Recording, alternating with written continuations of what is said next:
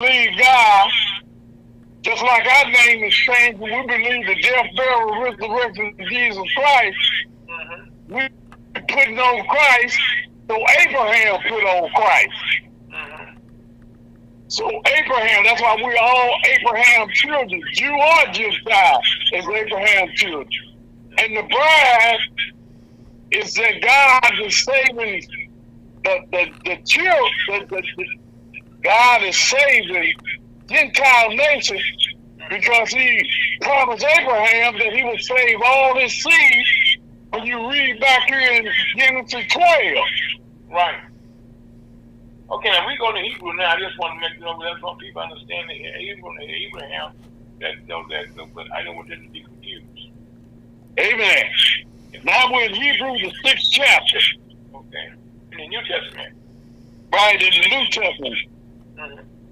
And it's right back on Melchizedek. Okay. Verse, well, we're going to read the 5th chapter first. And then the 5th chapter says, our great high priest, the office of the high priest. For every high priest taken from among men is ordained for many things pertaining to God, that he may offer both gifts and sacrifices for sins, who can have compassion on the ignorant and on them that are out of the way. For that he himself also is compassed with infirmity, and by reason hereof he as for the people, so also for himself to offer sin. And no man taking his honor unto himself, but he that is called of God, as was Aaron. Also Christ glorified not himself to be made a high priest, but that he said unto him, thou art my son, today have I begotten thee. As he said also in another place, thou art a priest forever after the order of Melchizedek, who in the days of his flesh, when he had offered up prayers and supplications with strong crying and tears unto him that was able to save him from death, and was heard, and that he feared. Though he were a son, yet learned the obedience by the things which he suffered. Being made perfect, he became the author of eternal salvation unto all them that obey him, called of God, and high priest after the order of Melchizedek, of whom we have many things to say, and hard to be uttered, seeing ye are dull of hearing. For for the time ye ought to be teachers, ye have need that one teach you again, which be the first principles of the oracles of God, and are become such as have need of milk, and not of strong meat. For everyone that uses milk is unskillful in the word of righteousness, for he is a babe. But strong men belong to them that are of full age, even those who by reason of use have their senses exercised to discern both good and evil. Now the 6th chapter in verse 20. Whether the forerunner is for us enter, even Jesus made a high priest forever after the order of Melchizedek. And you know Abraham was the first forerunner of God. Right. And John the Baptist was the next one. Now, God is omnipresent. Omnipresent means he's in all places at all times. He's omnipotent, is having virtually unlimited power. And these omniscient signs having an infinite awareness, understanding and insight, possess of the universe or complete knowledge. Yes. That's why God know all things. You can't wait. Well, they try, real. They try. So that's the. So I just leave y'all with that and write that down and read it over again and go back through it, if you like. Well, Rev, one of the things that you showed there, that that the Old Testament and the New Testament interchange and lock together. And that's one of the things that people, I think they don't understand, they don't want to understand sometimes. Right. Because the Bible, and we always talk about this, Rev, all the time, that Christ was born 2,022 years ago. And people tried to, came up some stuff a couple of years ago about we got here some kind of way. It wasn't the way the Bible said, okay? And that was refuted and kicked down. But right now the Bible has stood the test of time. And it's still being written, okay? Sometime down the road now, they're going to be talking about what we did here in our country. In our lives. Amen. We're telling a story, whether you want to admit it or not. We're all telling a story about our lives, what we do. I love history, okay? Because history is so exciting that it tells you about things, but I both know, and so does God know here. If we don't know our history, we're destined, okay, repeat again. Amen. And most times it don't come out too good when we repeat it. Somehow all people be saying about the old and the young thing get together. Mm-hmm. The old man, when he don't know something, he'll tell you, you don't need to know that. But he don't want you to tell him that he don't want to tell you he don't know. But that's an error of the pride of life. Right. See, if you don't know something, admit it. Be truthful. Be honest. Right now, it was a movie that's out sometime about people don't want to know the truth. They do not. They know that they talk about the truth, but they don't want to know the truth. Right. I mean, and then if you tell them the truth, okay. And nowadays, it's virtually impossible for somebody to say, not have the truth. Because when we were kids, they had encyclopedias. Like, they still got them today, don't get me wrong. But right now, everybody needs cell phone. They got all this best they want. They just have to Google it, ask some different apps they got, okay, can give you whatever you want to ask for. And you know what I think about Google hours? Yes, sir. Just like their computers. Mm-hmm. They don't want you to be able to think for yourself. Right.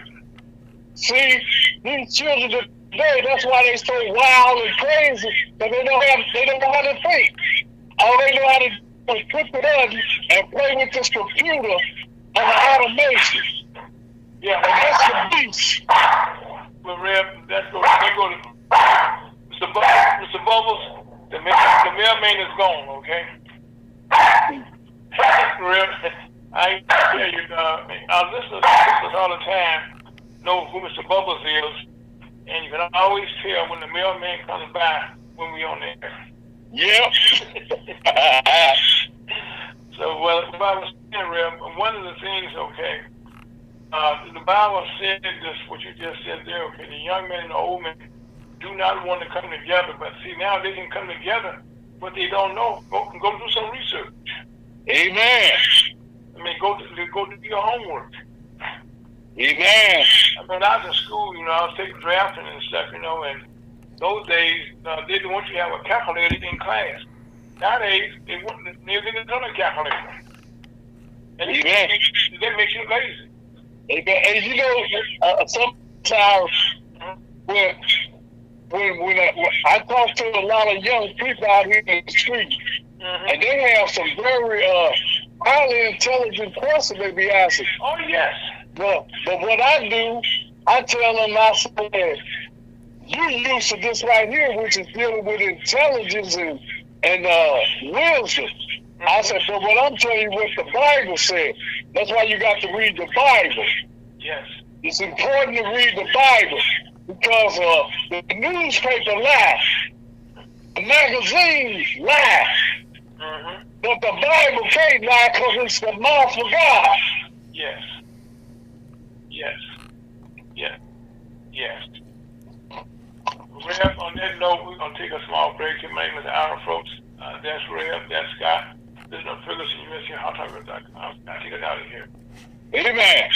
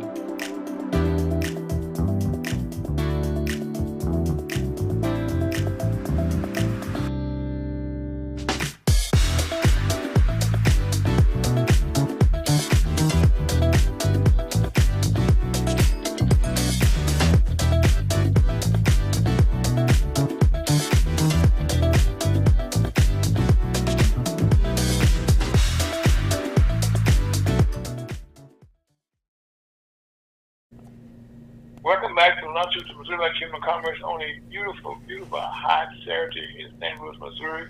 As a matter of fact, around the country and around the world, we are in what we could call a heat wave.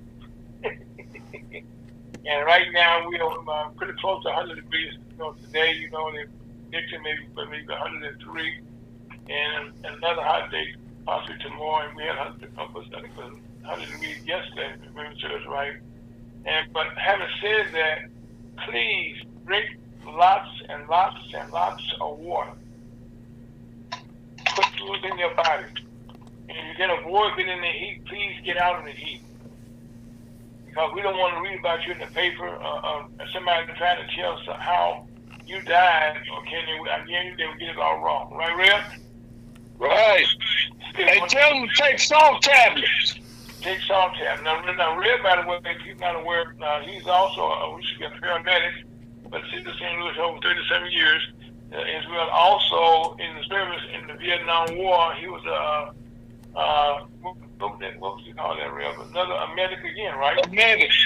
Yeah, he was the medic. He's the one who hit the cross on his head, on the helmet, and was saving lives. You mean the target? Man, they call me Doc.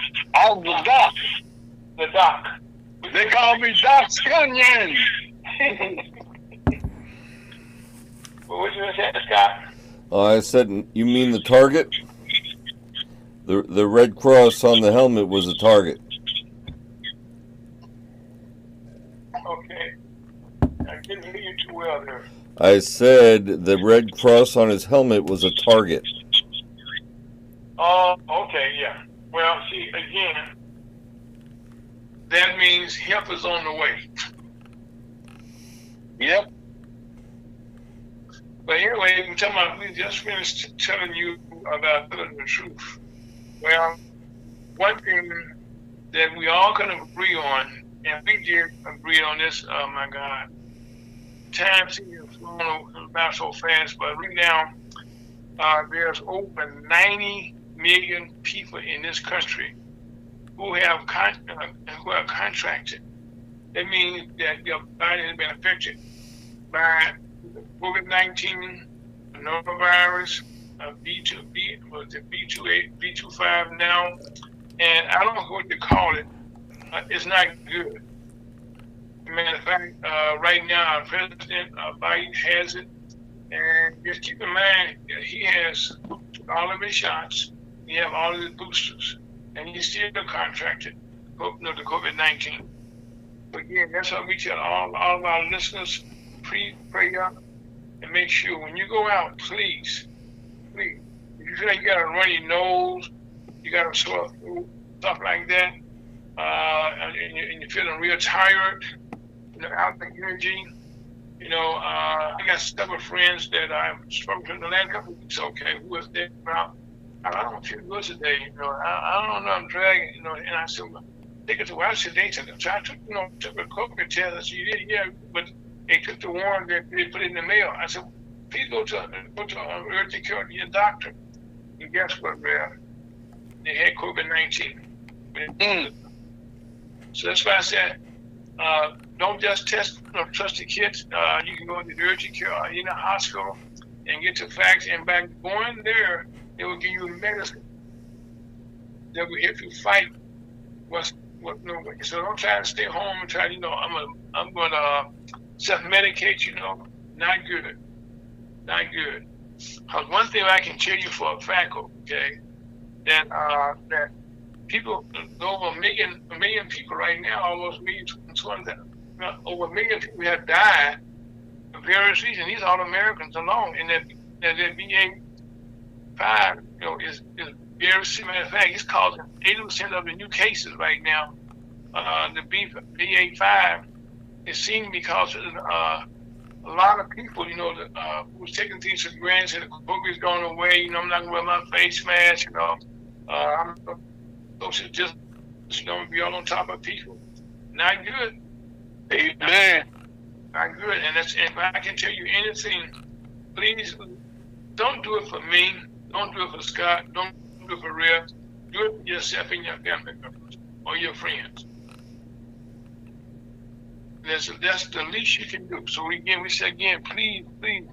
Matter of fact, to show you how bad things are. In China, where this whole thing got started at, they are still having issues over there. In Shanghai, we talked about that a couple weeks ago. Let's continue to talk about it. Shanghai, China, over 25 million people. They have been on lockdown. When I said lockdown, I do mean lockdown. If you went outside, the police would stop you. But they were delivering food to people's houses and stuff. And I mean, that was like being on rations, so to speak. But they want nobody on the street now. I said this again, because if China is having the factories, were shut down, the restaurants were shut down, so almost everybody I know, and you probably know, got something in their house or some piece of their clothing that says made in China. And so right now, the stuff that was made in China, it's not being made in China right now. Sure. Right, because the factories have been shut down. Amen.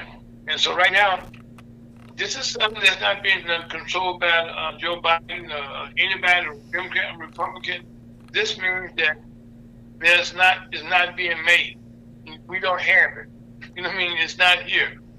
And so now that's all this is contributing to the thing they want to call it, the prices going up. But that's because if we do our history, in 1910, was it 1910 to 12 when they had the swine flu, all that good stuff back then? And yeah, people were shut down. Well, shortly after that, in 1929, they had the Big Depression. Well, that's because, like we are going through right now, we just went through, I should say, this pandemic deal, and it's not over yet. So please, no, it's not. Please, take your doctor's advice. I know here in St. Louis, it's going up tremendously, almost 30% in the last couple of weeks. And they just show it. Please. And on top of all of that, this heat is also crazy. big problems. Not just in our country, but around the world. Here's what I just said. We got 100-degree temperatures. Well, our temperatures normally like in the 90s in the summertime. And we came back to Long Range, all down in Texas, out in, in fact, even up in Minnesota, places like that, they got high heat, high temperature. This is another fallback on this. That means the price of beef, hogs, beans, wheat, anything that's being grown, like here in Missouri, our governor has created, established emergency heat wave, because the farmers and stuff, Missouri is like a farmer state. The farmers are having problems now being able to get water for their cattle, being able to get them out to heat. And down in Texas now, they're taking their cows and stuff, sell them early. But this is having a tremendous effect on our economy also. And then also adding insult to misery about that, out in California on the docks. We went to day 5 out there when we had a strike by the drivers out there. Now we already knew, that one thing about this country, that from the ports from LA down the whole West Coast, that those containers got to come off those barges. Then they got to put those on the back of trucks. Then they come to us all around the country. But right now, that is not taking place because there's a strike going on. And right now, again, it's always about money, and also the gas prices are coming down for the last couple of weeks here in Missouri and Georgia. Our gas prices have been tendency coming down. Thank God for that. But now, if you're a truck driver, somebody like that, even farmers now, they got to have gas for the egg equipment. So these prices got to come down some more. And right now, we already know there's gas for everybody right now, but the companies right now are refusing right now to release more gas. They're also making sure they are getting record profits all over the place. And so right now, you hear the word global warming. This is alive and well. Showing this week, the North Pole and the South Pole, how you got ice breaking off. And, surprisingly, we've been blessed that we don't have so far a bad hurricane season. But again, time is not over for that. That is still in the making. But those are the type of things, that it's creating problems. Also, anywhere you go, if you can get into a restaurant nowadays, you're blessed. Drive-throughs right now are pretty much where you're going to get your food from. Most companies cannot get no workers to open up their dining rooms. You got to be like a drive-through. And that means and sure how bad it is right now. Even the United States Army right now is having problems with doing recruiting. Matter of fact,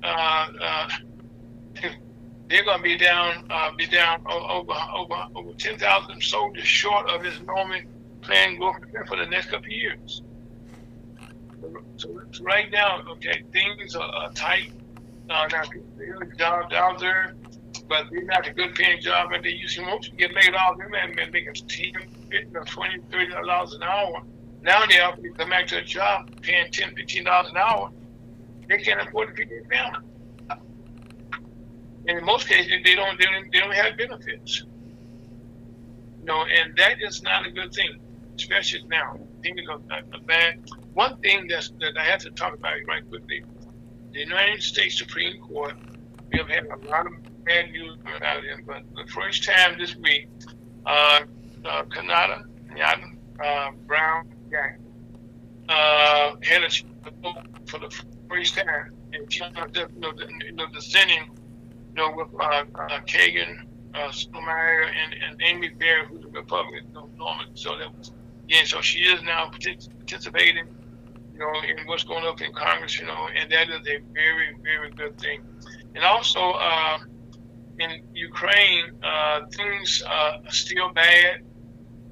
We now have two more Americans who are missing in action because they're telling people, do not go there to fight. Do not go over there. Well, some of our Americans have gone over there and to fight in the war, and they are coming up missing. Being killed. We're praying that they're just captured and maybe released later on. But right now, we're not quite sure what is going to take place with them because right now, if you follow the news in Russia, the basketball star, from WNBA, well, she went on trial and she pleaded guilty, and so they are now trying to figure out how to get into some negotiation because she admitted that she was wrong. Admitted that she was rushing, packing and what have you. And most people are packing, you do make mistakes. But, and also, by the way, she's been playing in Russia for the last 10 years, playing basketball. For over 10 years. So again, her and her family in prayer. And also, come to prayer, Reb, polio is something that kids, we have to deal with. We got those vaccines, we want all kids. Well, just this week in New York State, in Rockland County, they found they had their first rare case. Yeah, polio. So right now, things that you heard of, the medical things are coming back, And one other thing that's really bug everybody is calls. Reb, Scott, I know you all have had robocalls. In fact, they're selling you this and selling you that. You block one number, they call on another number. Yeah. The FCC is finally kind of cutting down on that. Finally, I should say, because most of these calls you can detect, who's calling you. They call from different numbers in different parts of the country. Sometimes you think of somebody in your own city that you local numbers now. And but again, especially if you're up in age like I am, they're calling you sometimes here your health insurance. But the big thing now is they're finding the calls are coming from trying to tell people sending care on the automobiles. But again, those are the type of calls you're going to continue to get. And so right now the FTC is cracking down on how it's going to take. People don't know yet because it only started last week. Is the new suicide prevention number? Oh yeah, well Scott, please. That is so important. One thing, PTSD, or what you want to call it, so much is going on. That prevention, that number, I think is 988. I'm right, Scott. It's the new one is 988. It's a 3-digit number. It replaces the old 11-digit number, and it is 988. So you can call there. There's a counselor all the time there, and they will talk you through. Scott, you gotta say it one more time. You know the rule. Well, I think you said it a couple times, and I said it a couple times, but I'll do it. I'll do it. 988 is the new suicide prevention line. You don't have. And that's for anybody. That's for anybody.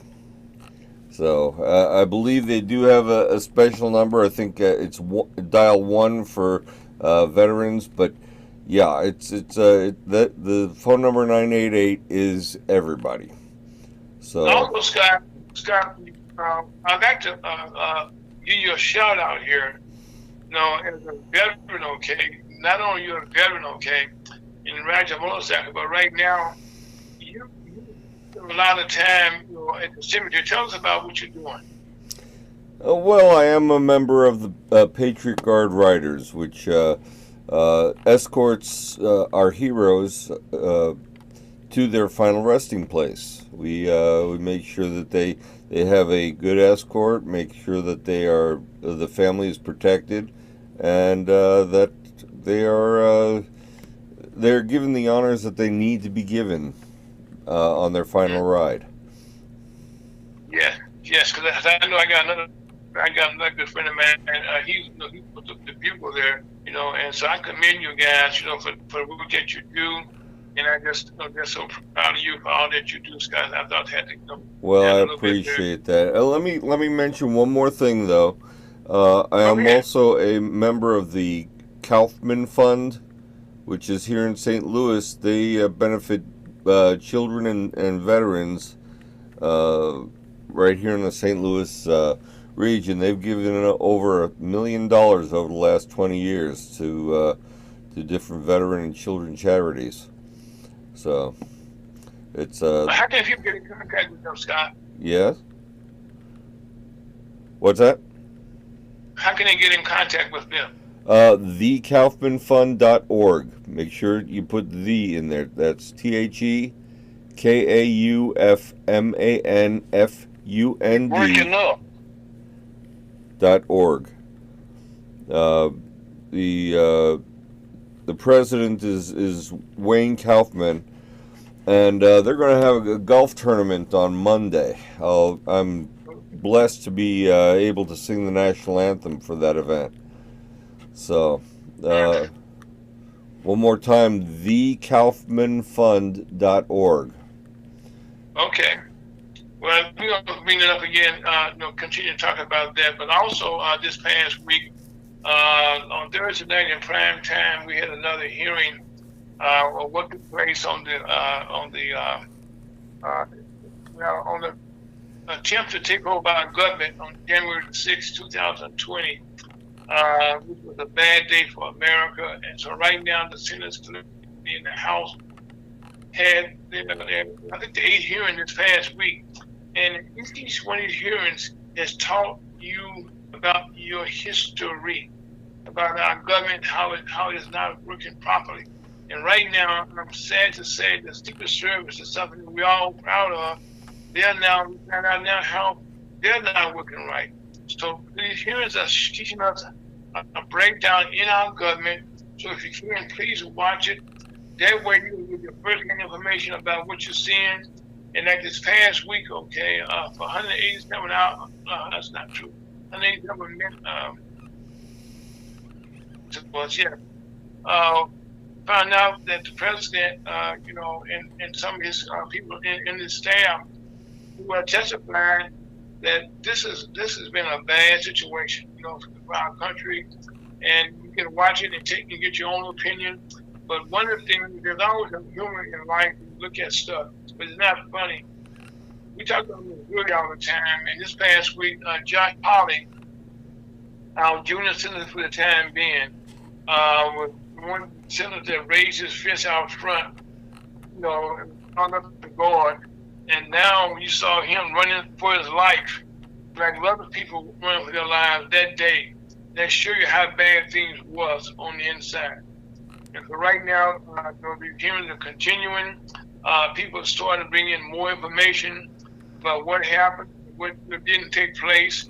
And so right now, I encourage you can read about it, find out about your government, but you're the one paying the bill.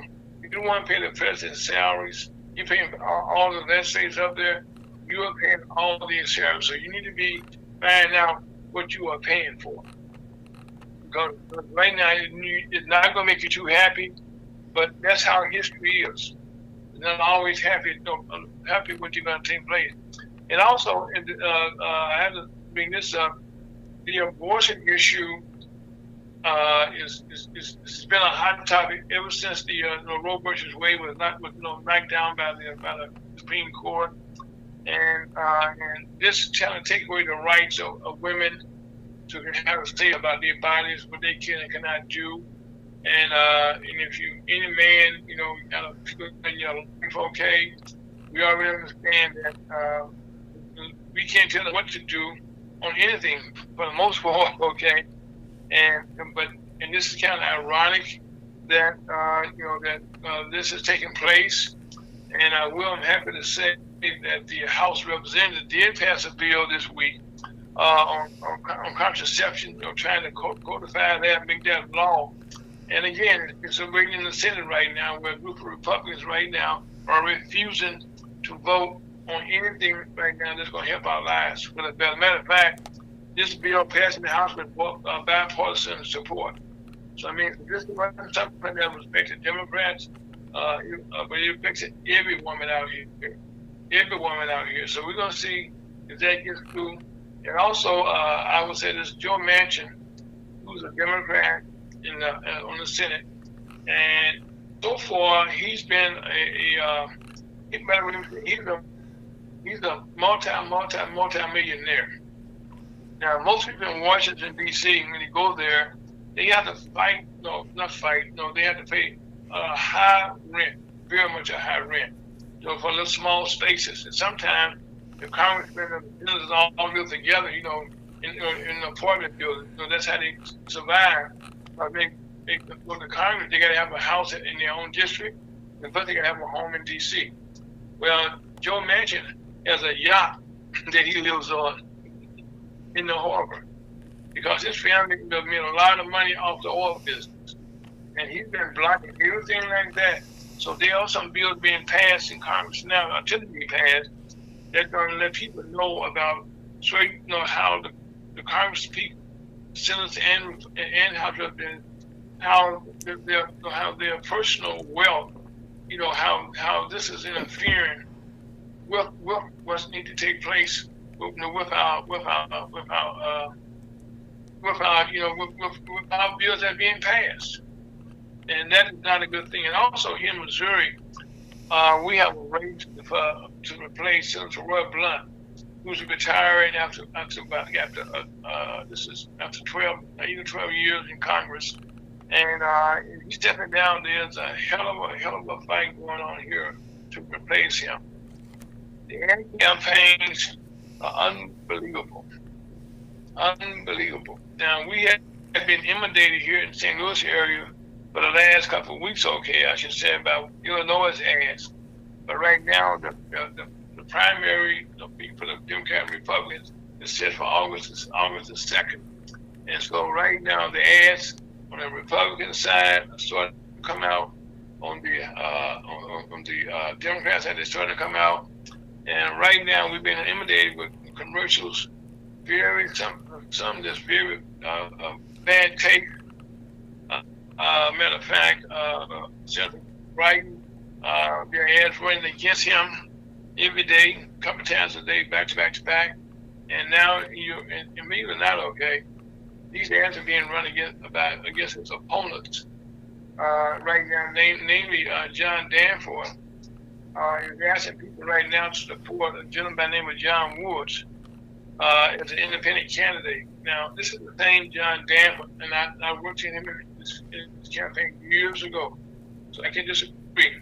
He brought us Clarence Thomas. He also brought us Josh Hawley also, And so now that's going for another candidate that he's supporting. I'm not sure how that would go.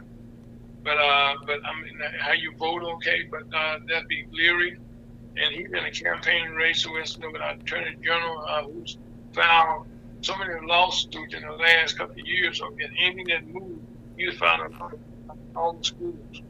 Right now, the attack ads are out there running against him. He ran some against his opponents and stuff, and probably one of the nastiest ones that I've seen so far is on the for the Senate on the Democratic side, where Mr. Lutz, who's the candidate from the Kansas City area, is running an ad against Ms. Bush, Valentine's, who's running for the United States Senate. She's a former nurse. She's a billionaire family, and he's running ads about the Ku Klux. Well, they got the Ku Klux ads with the federal property here in St. Louis, and and she was, her family was part of that, like most billionaires were, Bush family, and so that ad is running, and it's kind of bad tasteful, and sometimes these ads backfire in a person's face when they're doing these things, and so right now that is in very, very, very bad taste. So right now, those ads are running, in this again. Right now, if you're in the St. Louis area, especially here in St. Louis County, you can vote real. You got polling places open up early from now. all the way to election day. So you can go in and that you call your polling places and find out where you can go there. And I encourage you, please, you can't complain about nothing that's going on if you don't vote. That's your right that nobody can take away from you, but you can take away from yourself by not voting. And so that's going to be taking place on August the 2nd, and also there are a lot of other primaries. Matter of fact, in the St. Louis area, we have several aldermen, including the Board of Aldermen president, that resigned from the shadow of taking money, taking bribes. And one of those seats is up for that gentleman, Mr. Muhammad. He is up for his seat, I should say, is on the ballot in the August second races. So you can vote for him also. And also a heated race going up of President of the Board of Aldermen for Lewis Reed's seat. That's hot, contentious race, and just not getting started. And so again, there's a lot of things going on. And also here in the St. Louis area, the thing that we talk about all the time, crime is not going down, children are not going down, carjacking is not going down. Matter of fact, they got a thing in this area right now. If you have a Hyundai, Kia vehicle, they're now figuring out now how they can steal your cars. So again, there's always something bad going on. And also today, down in Texas, for the police chief, where all these kids were killed. But today was supposed to be a meeting today to vote on him being fired or not being fired. Well, the meeting has been rescheduled, but in the meantime, the police chief now is on leave without pay. So again, there's a lot going on around the country. And on that note, Scott, take a small break. This is the biggest USCHotarradio.com. My name is Alfred Test Scott. Scott, take it out of here.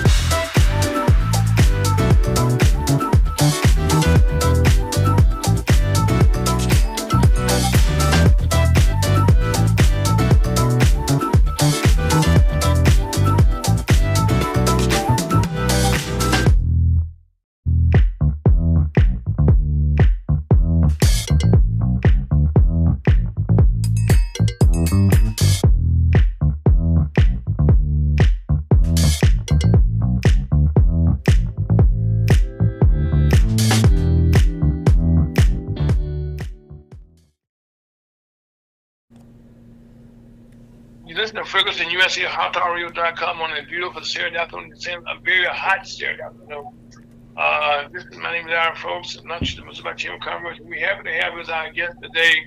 I just was talking about the Senate race here in the state of Missouri, and we have a young lady, Miss Wright, who's running for that race. Coffee, how you doing today? I'm great. Thank you so much for having me. Oh, it's been a lot going on. You know, it's hot outside, as everybody knows, but this Senate race, we must continue this campaign trail. Yes. So right now, you in a protest today. Where are you located right now? Yeah, we're out in St. Charles County in St. Peters. Actually, the area is called Cottleville, and we're protesting because one of my opponents is brought in Senator Ted Cruz, and they're it's a mess. But lady got hit, unfortunately, and police were out there. They had the paddy wagon ready to lock some people up. But we have to stand up. We have to continue to stand up, family. because this is ridiculous. They're actually trying, the Republicans are trying to, they're trying to just overthrow the government, really, in my opinion, because what they're trying to do is change the whole Constitution to their favor. And so this election is important. Very important, family. Okay, now let me ask you a question, Ms. Wright. Do you have a number on the ballot right now? How does that work? Yeah, well, I'm number 3 on the ballot, and the ballot order is just, a random thing, but you will find me quick, and easy. I'm right there, the 3rd person on the ballot. And again, my name is Carla Coffee Wright. For those of you I haven't met, I ran 2018, came in 2nd place in a Democratic ballot. Judge Holly beat Claire out, and Claire beat me out. But now I'm hoping to come in 1st place, and I just need everyone's support because, I've been out here for decades fighting for the missing, the homeless, our senior citizens. I've been fighting for just any type of injustice. And now, family, we're fighting for our voters' rights. Our voters' rights is at stake here. We got to get rid of the filibuster, family. We have to get the George Floyd bill passed, and because that is what will protect our voters' rights. And it's so many bills that are just sitting on the shelf that we have to put on the table. But I'm going to tell you, there's 100 United States senators and not one black woman sitting at the table. So I'm asking everyone to please elect me, Carla Coffee Wright, as Missouri's first black United States senator, as well as to fill that hole, that missing spot. Senator Blunt is no longer running. I would like to take his seat and put a black woman at the table. Everybody hollering about diversity and inclusion. They're hollering about equal rights for all. If you really want equal rights for all, whether you're black, white, nationality you are, let's start with the Senate, and let's put a black woman in Senate, family. And I ask that you put me in Senate, Carla Coffee Wright, because I can't express or stress how important it is that we win this August the 2nd primary election. And also, for people out of the world, okay, a lot of our rights right now are being taken away from us. And in the Senate, to get a bill passed, you need to have at least 50 people in. Right now, we got a Senator, Joe Nash, who's not voting for our rights right now. So we need to get enough senators in there who are Democrats who can vote for things that people want to have. Absolutely. To stop the filibuster, we need actually 60. So we need 60 actually to stop the filibuster. And that's what the Republicans keep using, that filibuster to block and to hold things up. So we definitely have to get in there because, as you said, they're taking our rights. If they flip what Roe versus Wade, regardless of how people feel about abortions or not, just know that they can flip anything else. They can darn sure take our voting rights and everything else that we stand for and what makes America supposedly the land of democracy. Okay, Ms. Wright, I would be remiss if I didn't ask you, what are your thoughts about the 2006 January hearing that's going on now? What are your thoughts about that? Oh, I think everyone involved needs to be prosecuted to the fullest extent of the law. I mean, that is totally ridiculous. I don't even understand why we going through it so much in debt. Because we know had that been a black organization or a group of minorities doing that, everybody would still be sitting in prison waiting on a possible court date. And so they are going beyond the call of duty to give these people more than a fair chance to prove that they don't deserve to go to prison when all of them need to go, in my opinion. Well, right now, I think, it's exposing how our government is being mismanaged. Absolutely. Absolutely. And it's showing the world that the people that are not racist, the people that are not, or think they don't have a preference, is showing them what the majority of us been seeing and knew and experienced all along. When that ex-president that we have, and I don't even want to call his name, when he got in office, and he really made a lot of people chest swell and think that, hey, They don't have to follow rules. They can do whatever they want. And a lot of that came out in a lot of people, and he supported that. And we have to get away from that, because the real war isn't black against white. The real war is the rich versus the working people and the poor people and the small business owners. And it doesn't matter what nationality you are. You're going to realize that we're all in the same creek, maybe in a different boat. Maybe some may be in a yacht, a canoe, paddle boat, speedboat, whatever you rolling in. But I can guarantee you, we all headed up the same creek, you know. And so, while we concentrating on black or white, straight or gay, they're concentrating on taking everybody's right. Okay, you just mentioned right now the gay rights and also same-sex marriages, and there's a whole lot of stuff. Just yesterday, the House passed a bill that would support contraceptives, and that bill also is sitting on that shelf that you just mentioned. But the Senate sent up those bills, and it's not. And the bill was passed with a bipartisan support. But now we need to get those 60 senators. And you just mentioned that. Please explain what the filibuster means to people. You know, what is the filibuster? Yeah, we have the House passed the bill, but we still need to make it a law. You know, just as Roe versus Wade, that was a court precedent, but it wasn't a law. And you see, they flipped it. So you know, it's hard for me to get excited, jump up, and kick my ankles together. You know, we're headed in the right direction, but again, we need more control of the Senate. We have to, family, and that's why I cannot stress how important it is that we must take this seat on August the 2nd. And we have perpetrators out here. You only hear about the two white, they saying they're naming two people, a white male and a white female, because they have millions of dollars. Again, we are sick and tired of the ones with millions of dollars making a decision, being elected in Senate. We don't need millionaires have millionaire problems, okay? They got rich people problems. Poor people, working people got working people problems, okay? We don't need millionaires because they don't know our fight. They don't know our struggle. So we have to get the right people in office. Otherwise, we're going to still end up in the same situation after August the 2nd if we elect the ones that we only hear them speaking of, you know? And that's one of the main problems. That is the main problem because... Yeah, absolutely. And so that's all we hear about. And then they've been exposed. The top, so-called top runner white male, which is they saying Coons, and I hate to even mention names, he doesn't even live in Missouri. He owns a house, $1 million home in D.C. And part of his contract, even though his staff is saying, oh, he's been living here for years, you ain't fought no battles with us. You ain't stood up with us.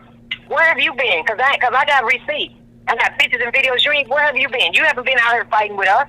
And if you have been here for 2 years, but I don't believe it, because if you read his contract with his refi of his house in D.C., his $1.8 million home, it clearly states that that must be your primary residence, that house, during a certain duration of that loan, and that time has not expired. So he does not live in Missouri. Otherwise, he's lying on his loan and he defrauded his loan. And then secondly, we have the KK Queen that's been exposed, and they're battling each other because they're the ones with the millions of dollars. And so she's been exposed. Trudy Bush, who hate Jewish people, who hate gay people, who hate black people. So how are we going to have these type of people in office representing Missouri? That's not a good look for Missouri. That's not a good look for the whole United States. So again, they're the ones you see the face on television, but it's 11 candidates on that ballot, but we only hear about 2. So I want to make sure they hear about me. And my name is Coffee Wright, for those of you I have not met. My name is Coffee Wright, and I appreciate your vote on Tuesday, August the 2nd. And I can be reached at 314-461-8187, or go to my website, coffeewrightUSSenate.com. And write it spelled WRIGHT for those who I haven't met. Well, we have a rule here. You got to repeat the telephone number 3 times. So you got 2 more times to get that number out. 314-461-8187. 314-461-8187. coffeewright.ussenate.com. Okay, now, Ms. Wright, you got some endorsement from Kansas City because you live in the Kansas City area. When you've been in Kansas City, so how's that going over there? Oh, it's awesome. Kansas City is showing so much love. The Kansas City Call newspaper, which is a huge, I think the largest black newspaper, definitely in Kansas City, and they endorsed me. They had 31 total candidates to select from, and they selected me. So that says a lot, and I appreciate them so much. I cannot stop thanking them for that. Kansas City, I appreciate you. You know, Kansas City got the same problems as St. Louis. I've been back and forth to Kansas City about 13 times this year. And matter of fact, I'm on my way back as we speak. I've been to the grocery store to grab me some food to eat on the road. Just left the protest, as I told you, the rally. And I'm still out in St. Peter's, headed down to KC. Been to Sykeston, been to Charleston, been to the Boot Hill, and just all over. Of course, Columbia, Jefferson City have not missed a beat because everyone matters, from the rural areas to the big cities. We all matter, family. Right. Matter of fact, okay, I know when your campaign advisor, Mr. Lancaster, another good friend of mine now, I know he's with you also. He's definitely right here on my side. You know, we do it together. We out here balancing, checking each other. You know, making sure that we get the job done. Well, also people not aware, Mr. Lancaster and I have history.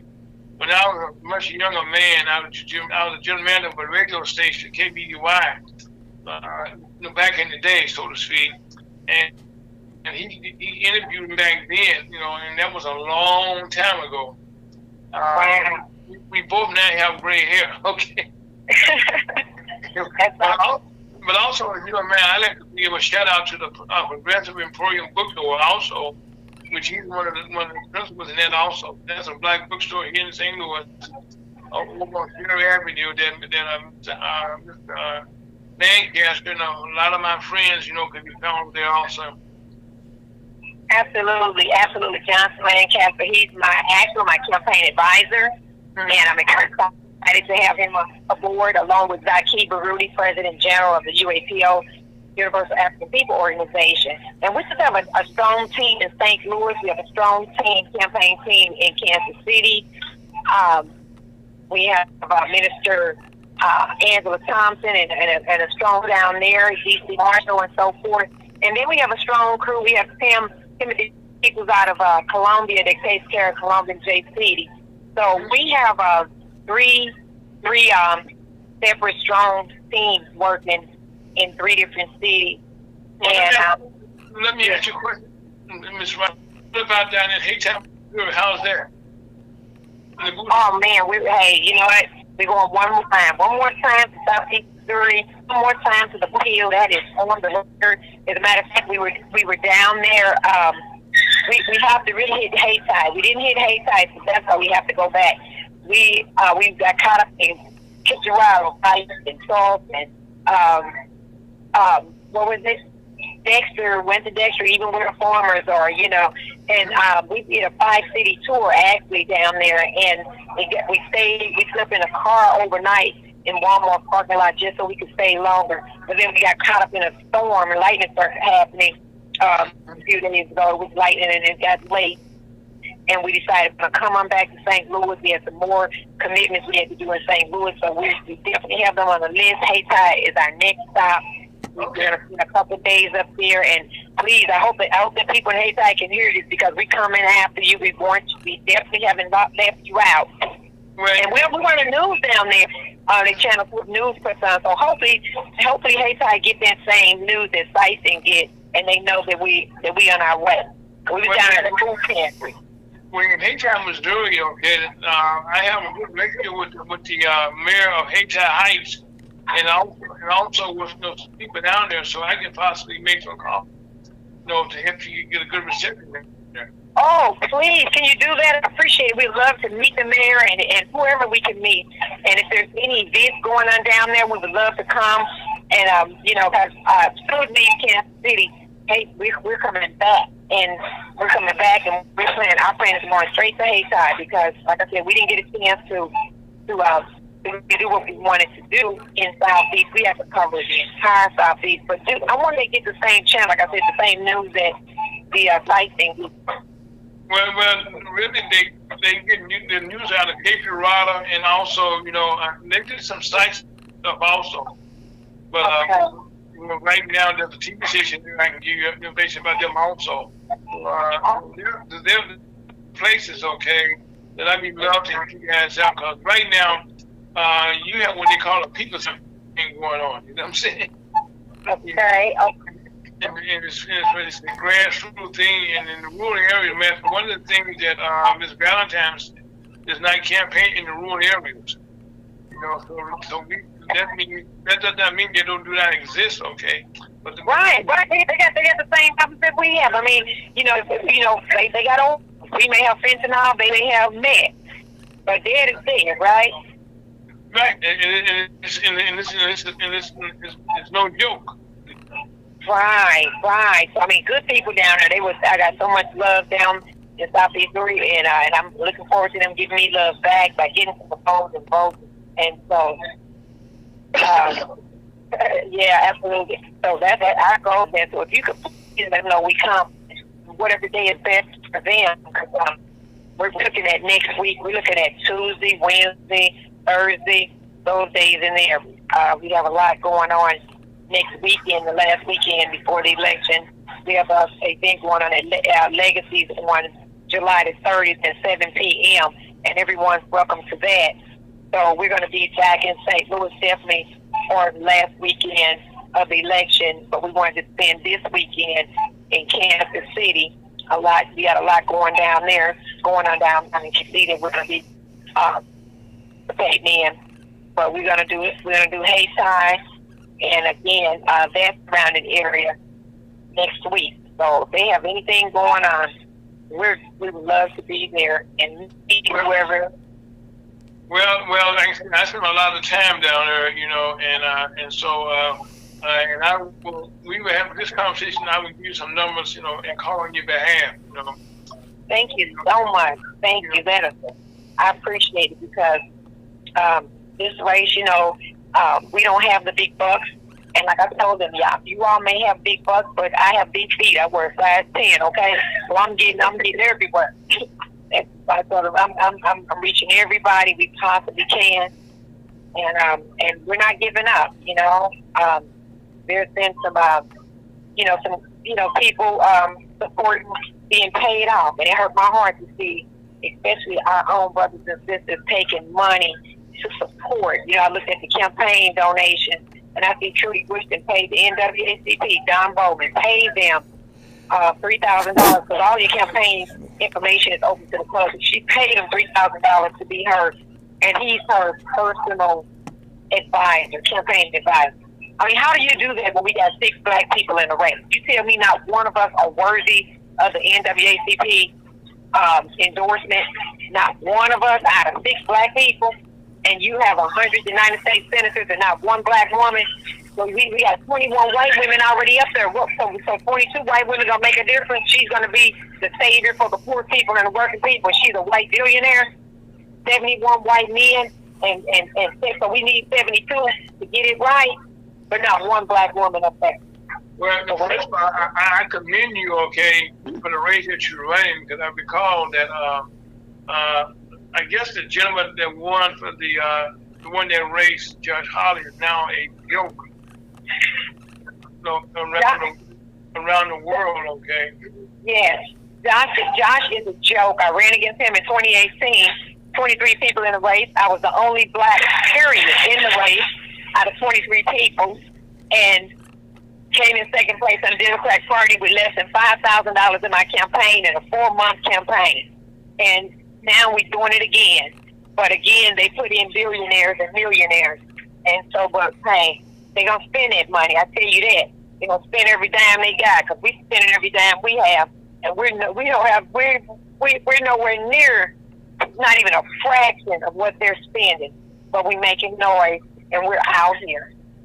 Well, Coffee, one of the things that I told you last time we were together, okay, that I love your tenacity and your determination to claim to do the people's business, and I can tell anybody who votes for you that your heart's in the right place, and that right now that you, especially got Mr. Lancaster on your side, you can get a better man to run with, to help you out, and I can really work you guys what you're doing, and so any kind of way, can you give us the numbers one more time? Area code 314-461-8187. 314-461-8187, family. Yeah, Lancaster, like I couldn't have done it without him, You gotta get a number one more time. That was only 2 times. 314-461-8187. Okay. Family, please call. We need volunteers at the polls. Even if people can only volunteer a few hours, we need people there just to hand out literature, because some people go to the polls and they play eeny, meeny, miny, mo. There's no room for that, family. Well, right now, a lot of people do what you just said, eeny, meeny, miny, mo, and I can assure you that if they hear you one time talk, okay, that you have a very convincing, they call it a thumb speech, and that they can see your determination. Thank you. Well, and that's one thing is that, I've never had a speech written down or anything. I just speak what I live, what I see, what the city live, what the county live, what my family live, my community, and so it's easy to tell our story because we live it. And, what's hurtful is when I hear our story come out of somebody's mouth that know they haven't experienced what we experienced. Even have TV commercials. They have TV commercials telling my Keep story. trusting in God. That's what you do. Keep trusting in God. God is the one gonna guide and lead you right. Amen. Amen to that. That's all I can do. I know there's a higher power, and that's what keeps me going is the higher power. Because otherwise, I would have been and got out of the race. But I'm not turning back. I'm trusting and believing in God, because she even went down to the point of we were at a forum that she finally showed up for, and I mentioned one of the employers that I worked for, because my degree is in early childhood education, and I worked for the Salvation Army with abused and neglected children. And I shared that I got to speak first, and I shared that she came directly behind me and said, I worked for the Salvation Army with abused and neglected children too, so maybe me and Coffee was we shared the same work site, because I worked there, but I was a nurse. And I felt like breaking her kneecaps, I'm like, are you kidding me? No violence. But no, but you feel that way. At first, I would never do anything like that. But how could I know that already. I know that. I'm just joking with you. Yeah, how could you try to be me? You repeating everything that I say, but next thing you know, she's gonna be in a tanning bed and come out and say, and give her a message after she leaves the tanning spa. You don't have to do all of that. Just be you. You're a rich billionaire daughter, and you never struggled. You paid for everything you have. Bought everybody. She even gave the Planned Parenthood, what is it? I think $25,000. She's paying everybody thousands of dollars to endorse her, to support her, or use their name. Well, NWACP, $3,000. Coffee in a campaign, that is no money for somebody, to take, for them to give you a name of that cheap. Right, but it's ridiculous. And then talking about a nurse, she said she was a nurse for 8 months. Oh. 8 months. What is 8 months? Baby, I'm 34 years union strong, okay? Go sit down somewhere. Well, one thing, okay, I'm a proud union member. I've been all my life, working, and I'm happy to say that I think you take it to the people. But sometimes when people kind of cut what you're saying, that's probably one of the greatest answers I can give you. Okay, and they're gonna try to follow your steps and see what you say, or be like and be you. Thank you. You know what? Thank you. I appreciate you reminding me of that, because I guess that's the greatest version of a compliment is someone trying to imitate. But she can imitate, but she can't duplicate. Thank you very much. Thank you very much. Well, Coffee, we want to thank you for your time, and thank you, Mr. Lancaster, and your whole team, okay? And like I said, we will be talking about Hayti and Hayti Heights. Matter of fact, Hayti Heights has a black female mayor also. Wow. And I think you and him will get on very well. Thank you so much. I really appreciate you allowing me to come on the show. I appreciate the support.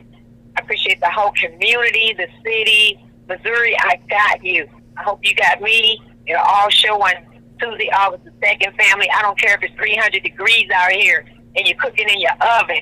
Get out and vote, and make sure everybody that you know votes. We got to take the responsibility and vote like our life depends on it, because it actually does, family. It does. So I'm calling you right again, family, and you'll see me on the ballot for United States Senate. Please vote for Carla Coffee Wright, because we all matter.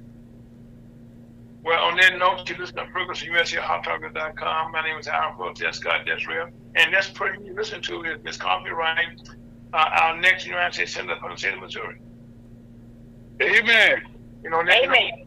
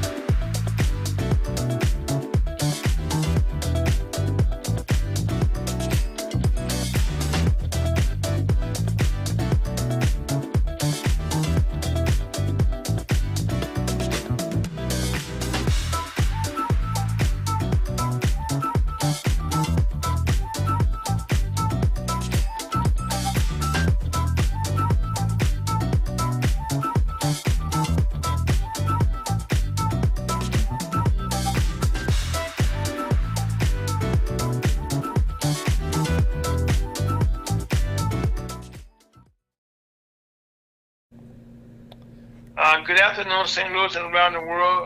Welcome to lunch with the Missouri Chamber of Commerce. As we said, we got a jam-packed show. And today we have another one of our guests that was with us early in the year. One of the things that turning TV on, listening to the radio, you're constantly hearing about violence against black young men. And Mr. King, his name is Mr. Bob King, and has a son that was taken away from us. Mr. King, welcome back to the show. Hi, thank you. I appreciate you having me back on, Mr. Ira. I appreciate it. Well, like I said, we said we were going to bring you back because we want to keep abreast of what's going on. So right now, if you so can you give us an update on what took place and how we got here? Yeah, well, the update is not good. I have yet to have any agency take advantage and go and charge this gentleman that murdered my son. I guess it's because of the area. It's just I've had the FBI look into it. We've had Crawford County look into it. Mr. King, why don't we go back to the date when your son? Tell us. Let's take us back there, okay, and so people can understand what we're talking about. Absolutely. Well, on November 3rd, I got a phone call. My son was shot, murdered by Eric Barber in Crawford County. It was his neighbor. Mr.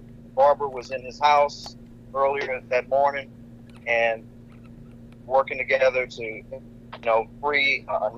find a neighbor's dog. Eric Barber was in my son's house earlier that day, and he had planned a murder. He had actually rearranged his video cameras on his house. It's the same gentleman that installed video cameras on my son's house, and he had literally planned this. This was an execution, a plan, and he, shot him 3 times outside. My son had on pajama bottoms, no shirt, no shoes, and the last thing that my son said to this gentleman is, "I thought we were friends." And the neighbors, all of his neighbors, saw this happen, and despite testimonies from neighbors of this fact, they still saw fit not to press any charges against Eric Barber. This is in Crawford County, an area that's known to be racially insensitive to African Americans. My son lived there because his daughter lived just a few miles down the road in Missouri. And so we have marched on the courthouse. We've actually caravanned from the place of the murder to the courthouse multiple times, and it's still nothing that's being done. So I told my attorney earlier this week that I will not stop until we find justice. Justice for African Americans is still difficult in 2022. Well, Mr. King, let me ask you this question, okay? If he's not aware, in Crawford County, how far is that from St. Louis? It's about 80 miles. It's west on Highway 44. About 80 miles from St. Louis. I've known the area for quite a while. I've sold home improvement in that area, and I've seen racial resistance. And you have the Klan highly populated in that area, and it's to this day, it's insensitive to Black America. It's really a tragedy. I don't understand. We live in 2022, but you look around and you see what's going on around the world. We have to continue to stand. If we don't keep making a voice, this is never going to change. So what I'm asking the population, the city, the churches, the organizations like yours is to help me keep a voice and keep a light on this issue. We will not, like I said many months ago, we will not go quietly in the night with the situation. We have to have justice. Our ancestors have died for our liberty, and we to this day we still have to stand up. We cannot act as though these things aren't happening, because they are, and they will continue to happen unless we make a stand and say, "Hey, this is wrong. This cannot go on." So I'm begging the people in this area of the state to stand with me, and let's demand justice. Okay, Mr. King, one of the things, okay, that you just described, how many times, I hate to bring this up for you, okay, well, if I listen, whoever wasn't with us, we did the show a couple of months ago, your son came out the house, he was called out the house by this gentleman who lured him out the house, am I right? Absolutely. Absolutely. And when he came out, he was shot multiple times, am I right? That is true. Absolutely.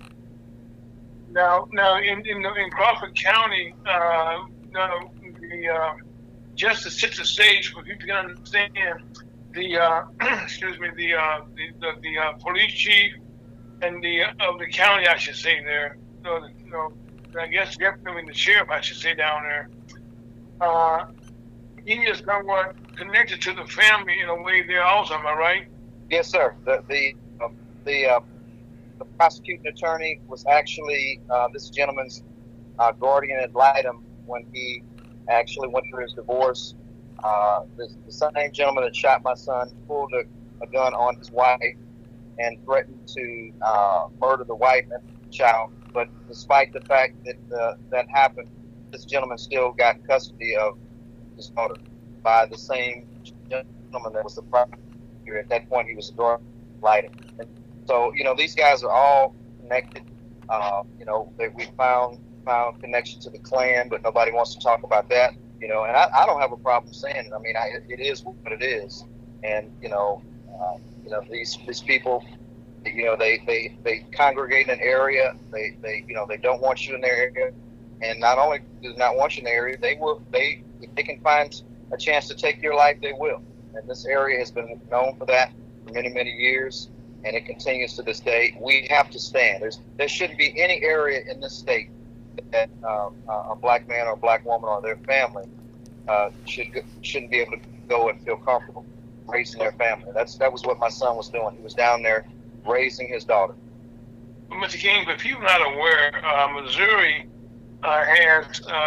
is one of the top 5, top 3, I should say, in Ku Klux Klan activities. In counties. Right. In Clark County is out there like number 2 or 3. So now, having said that, the gentleman that we're talking about, not only had you threatened the lady you just mentioned, he had threatened other people in the community. Am I right? Yes. I mean, just a few years prior to this, the same gentleman pulled a gun on one of his neighbors. This guy was a white guy. Threatened him, and so my question is, why after this guy did this, and he's been on Facebook saying he wanted to murder somebody, he wanted to drop, unload a mag in somebody. All this stuff is found on Facebook. But even though this evidence was there, this gentleman has done this before. He's still, I don't even see why he's able to have a gun after doing this in the state of Missouri. And I don't understand why he was allowed to continue to live in this community. So I want to hold everybody responsible. I want to hold the people that own the property. If this happened before, why this gentleman was still there, allowed to live in this community, unchecked. And after it happened, the sheriff actually took this gentleman, escorted him from his residence to his father's house, brought his weapons out. Didn't confiscate him, but no, he brought his weapon. They assisted this gentleman to move safely from his place of residence to his father's house because he lived right across the street from my son. So it's just hypocrisy. I mean, we as African Americans, we have to take a stand. If we don't, we will be in bondage for many generations. So I'm asking the people to let's take a stand. Let's say this has to stop, and we need to be vocal. And I appreciate you guys for allowing me to have this platform to speak. I am still upset. I've aged 20 plus years, and no one should have to have their child taken away from them like that. Now I look at my granddaughter in her eyes, and she doesn't have a father. She's aged probably 10 years. Just because she's missing that connection, that father-daughter connection, that it's no longer there. And this gentleman just ruthlessly and vindictively, planned this murder because my son, was African American, doing very well, working from home, taking care of his business, taking care of his daughter, and it was just there's no reason for it. Mr. King, how old is his daughter? His daughter is 10 years old. Oh, wow. Mm-hmm. Yeah. Well, I needed to say that I know she's getting counseling. Mm-hmm. Yes, yeah, we have her in counseling. But I mean, you can look in her eyes and you can tell that she's got a big hole in her heart. There's nothing I can do to heal it other than try to love on her. But it's really sad. It's really sad.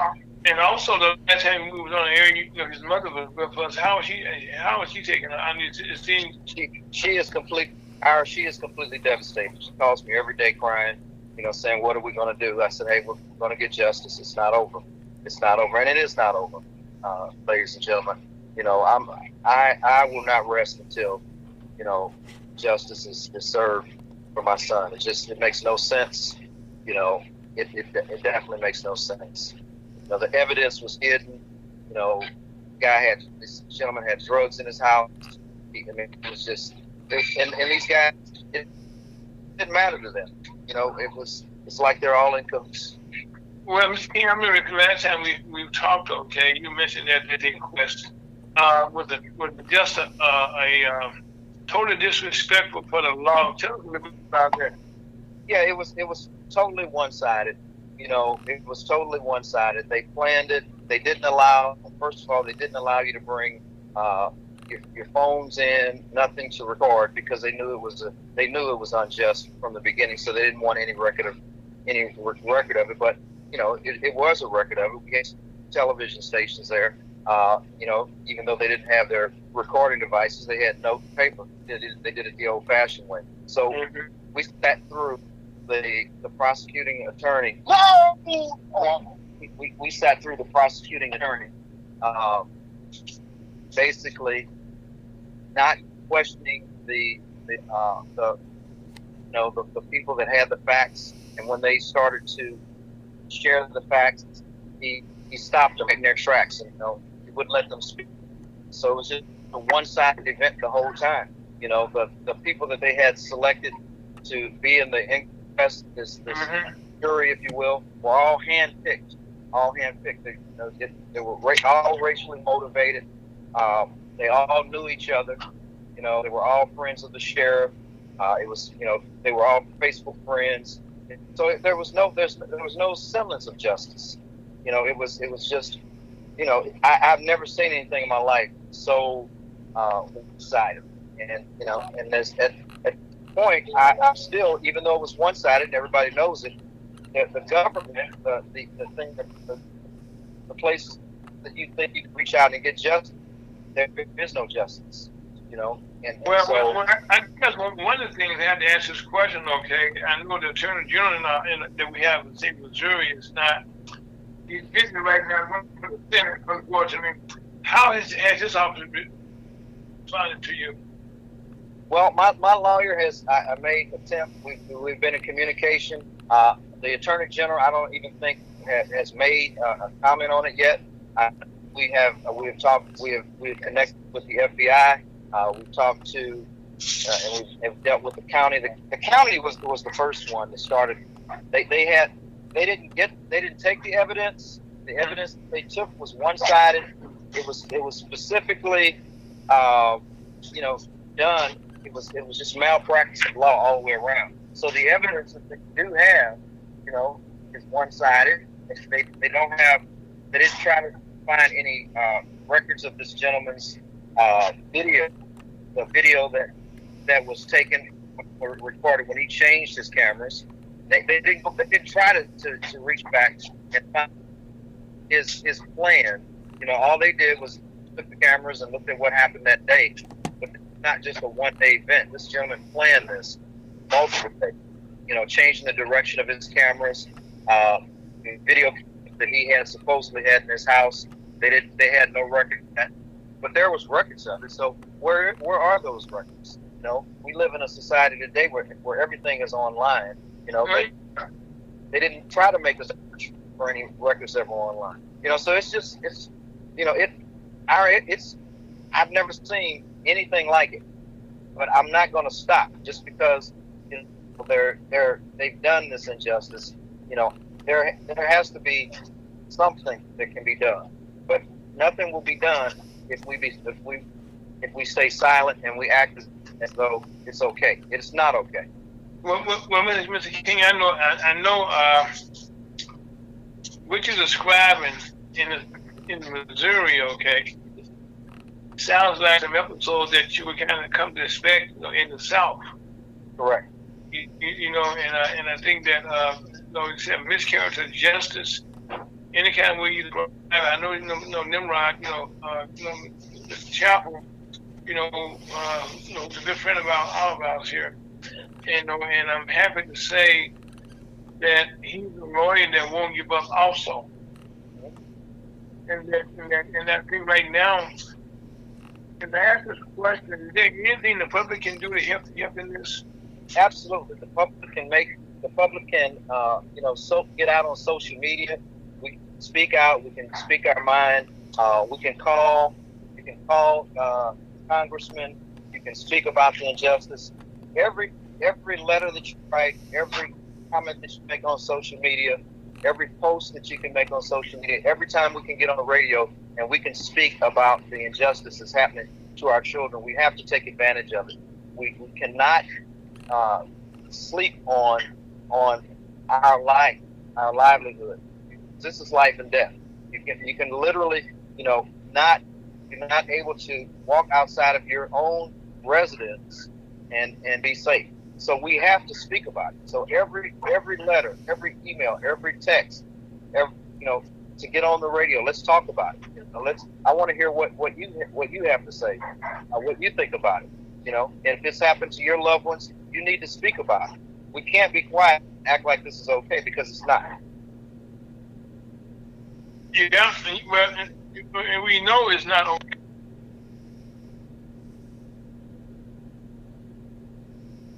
And I think the one thing here, Mr. King, is that this happened in open daylight, in front of the whole community, and that's not a good thing. I'm happy to say right now we've been joined by Mr. Chuck DeGoe, our National Executive Director of the National Chamber of Commerce. Chuck, how you doing, Chuck? I'm fantastic, and my apologies for logging in here a little bit late. Okay. That's okay, Chuck. My brother in Christ, the Right Reverend. Yes. All love. Yes. Okay. Well, Chuck, today, what we're doing, we kind of reaching back to a gentleman we have promised that you may recall. His son was killed in Bourbon, Missouri, a couple months back last year, and he just not killed, murdered. Right in front of his home. And at that time, we were trying to go through some hearings and do some protesting. And so now we kind of doing, that's kind of bringing the update there. Can you help me, Chuck DeGoe? Yeah, it's like I said, we've protested. We've been to Crawford County many times. We have marched from my son's home to the courthouse. We just recently celebrated his birthday on July the 3rd in Crawford County. Letting people know this injustice is not going to stand. We're not going to quietly in the night. And we're just asking people to stand with us, be vocal and vigilant, and just demanding justice. We deserve. We have the right to live, our lives out. We don't deserve to be, murdered on in front of our homes, and to watch our children be murdered. It's. I would never imagine, growing up as a young man in 2022 that this would happen to my son, but it did. And we have to let the world know that we're not going to accept this. We're going to do. We're going to stay within the law. But we are going to do everything within the law to let the world know this is not right. Mr. King, before we let you go, give us a number that people want to get in contact. How can they do that? Yes, you can contact me. My direct phone line is 314-326-2283. You can text me. You can call me. But definitely. Mr. King, you do it 2 more times. We do it 3 times here. Yes, sir. Yes, sir. The phone number is 314-326-2283. Again, that's 314-326-2283. And I'm asking you to definitely any and everything we can do. I'm interested in anything that can help, because this is not just an isolated incident, ladies and gentlemen. This is happening all over the state. A lot of people aren't vocal about it, but I challenge you to be vocal. Stand up. Stand up with me. I will stand up with you, with yours. We have to, as a community, stand up, because if we don't, this is going to continue to happen. Well, Mr. King, we want to thank you and say this is the continue. I will be getting back with you later on today, okay? All right, I appreciate you, sir. Appreciate no problem. Love you. Life is good. Please be safe. All right, you as well. Okay. Mr. Chuck DeBoer, how you doing, sir, today? I'm blessed. I'm very thankful and humble and grateful that we have the fortitude and wherewithal to continue on our mission, to have the brotherhood and fraternity that we have with all of our listeners, and as well as the Missouri Black Chamber. Okay. Well, Chuck, I would tell you, okay, we are proud to be a voice, okay, for the NASDAQ Chamber of Commerce. And like I said, people not aware, this goes back to 2015, and I will say since that time, we have been blessed, though. Case that several other chambers around the country have followed our lead, that they now have their own radio shows also. So I think you better pioneer and then follow your lead in doing that, getting that done. Thank you. Well, okay, if you give us Chuck, give us an update about the cruise we had recently and what come up with our convention also. The cruise was a resounding success, and we were pleased to have 300 top businesses attend what was really probably one of the most dynamic, intensive networking sessions that I've ever seen. It was a beautiful ship that went out on the lakefront of downtown Chicago, and as the sun set, it was one of the most beautiful scenes to be able to see the cityscape while we're creating opportunities amongst each other, and really just happy to see each other again after so long a period of being shut in from the pandemic. It was really the first outing that we've had, and many of those of our members and corporate partners in there, it was the first opportunity that they had as well to do that. And it turned out to be very fruitful, but most importantly, it really invigorated the anticipation of our upcoming conference, which is August 16th, 17th, and 18th in Peoria, Illinois. And we're encouraging everyone to come and check it out. And also, I know I want to commend our chairman right now, Mr. Larry Ivory, for him and his staff, Lord Mike, his wife, and the Kenyatta, and all this team, okay, that made this a success. Absolutely.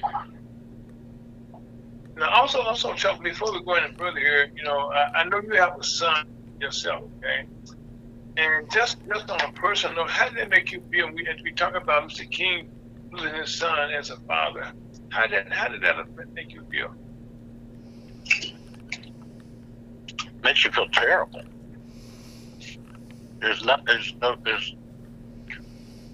You're grateful that it's not your child, but it's just almost like a throw of the dice. Yeah. We're having this problem, and we've spoke about it many times, and you could be sitting in a classroom doing everything right.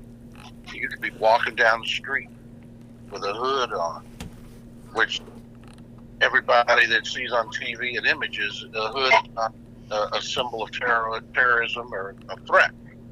But this is a society we live in, and what we have to do, and you've got to do so much more to be able to be proactive in educating and defending your family. Mm-hmm. That defense has a lot to do with education, preventative type medicine. What can we do? But to me, that's a question that really doesn't even need an answer. All parents do that, black, white, or Latin, or whatever it is. We still have feeling for the things and the images we see of how some people are treated or mistreated. And again, it's going to take us right back to the George Floyd, maybe I'll call it a syndrome or the incident that puts systemic racism or an imbalance, the imbalance of our society in the forefront of everybody's eyes and images and where we are from it. And if we're not careful, it's just going to default right back into whatever it was before that. Okay, well, so right now, as we come, I can say we come out of the pandemic, but as we kind of shift a little bit to see where we are in trying to help our business owners around the country. And you just mentioned about the success of the cruise that was networking there, and there were things that were being done, to create new business opportunities, for our members and stuff, and stuff like that. You must have been feeling very uplifted, okay, to see your efforts come to fruition or something like that.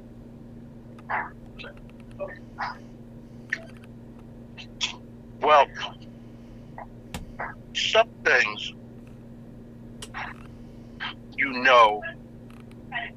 are embedded in our society, and even with something like a pandemic, that old saying, you take a licking but you keep on ticking? Yeah, TikTok. Timex. Yeah, we keep going. And that's kind of what we have experienced and what we're doing. And, there's an ignorant side to you say something. What are you going to do?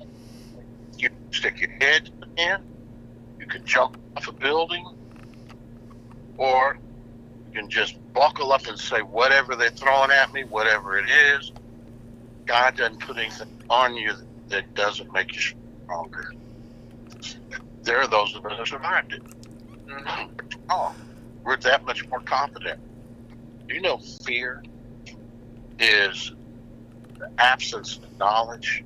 You fear things you don't know. You fear things you don't understand. And you fear it in the dark, and then the light turns on and you go, oh, I can see it now. I'm no longer fearful. Well, that's what society is. That's what our business is doing. That's who we are right now. Yeah, I'm happy to report that here in Missouri, a lot of our members have expressed just what you said about having fear about the system itself. Okay, that we're trying to include ourselves because it's not being inclusive, and that we have to fight an uphill battle, and we know that.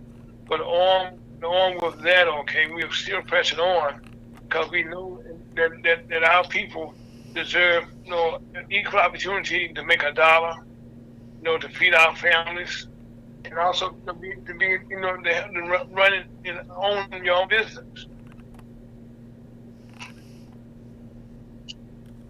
Say that again, Irie.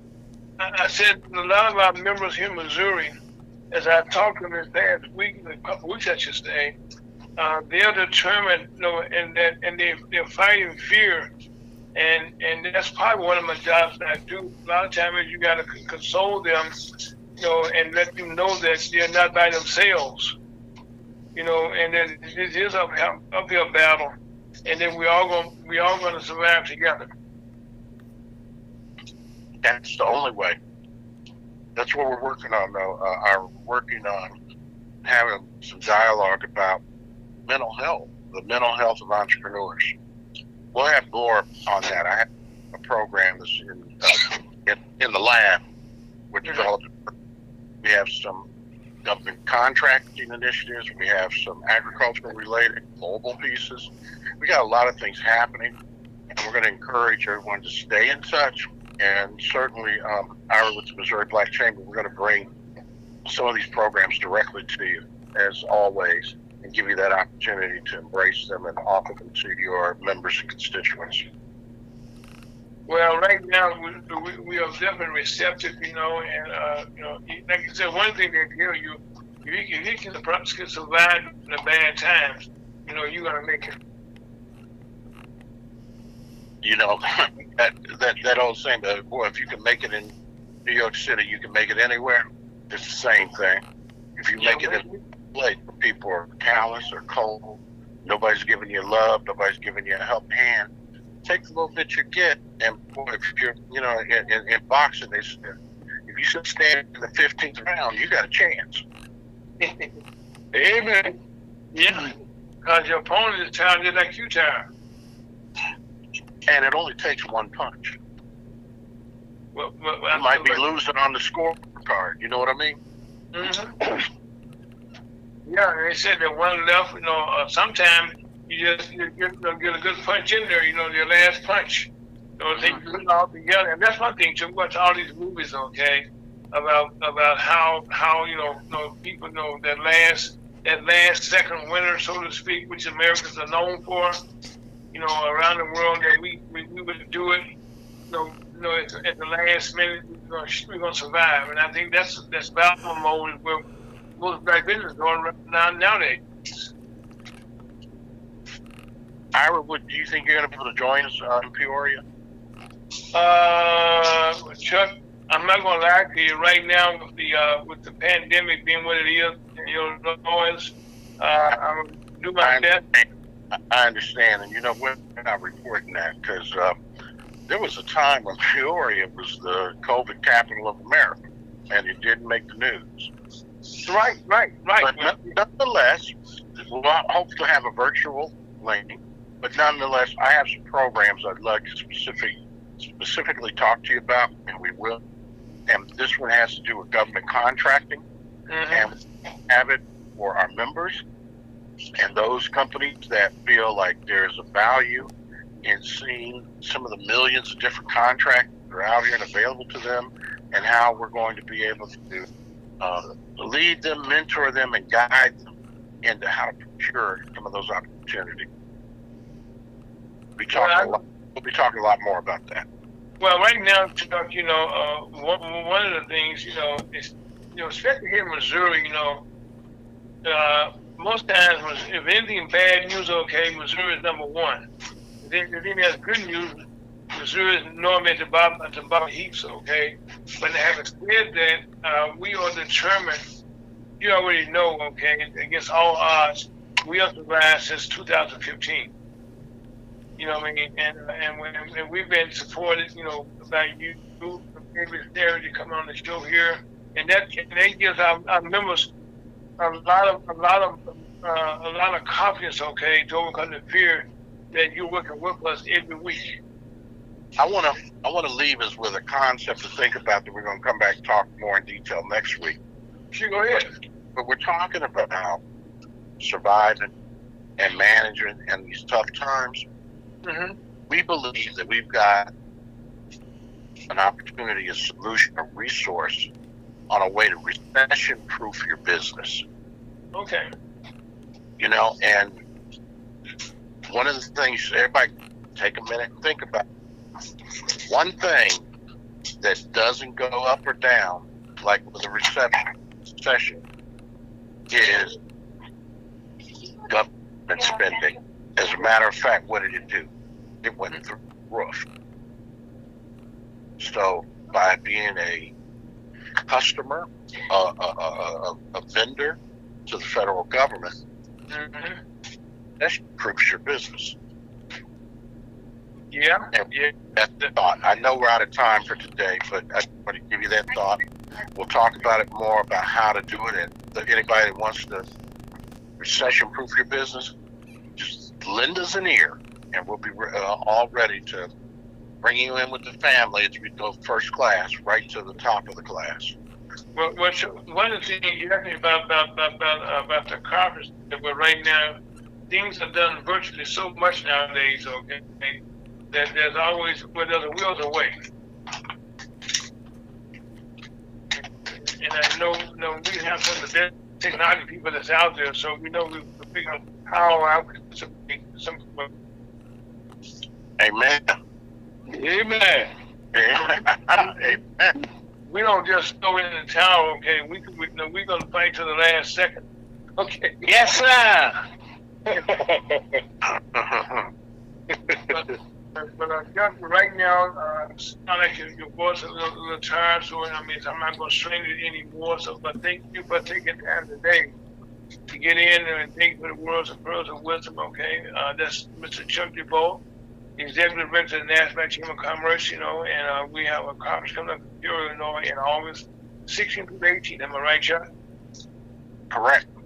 Okay, so you can, and we also did had a successful cruise in Chicago, which is our pre-cruise, which is something we're going to try to put into our chambers every year, and to our agenda. And Chuck, I want to thank you again for your leadership. Okay, through the bad times. Okay, I mean through the bad times. Okay, and we thank you for all that you do and continue to do. My name is Aaron, folks, and that's Chuck, that's Scott, that's Reb, and on that note.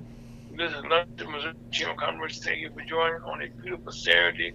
Hope you, wherever you are, wear your mask and stay cool. Love you and life's good. Talk to you next week.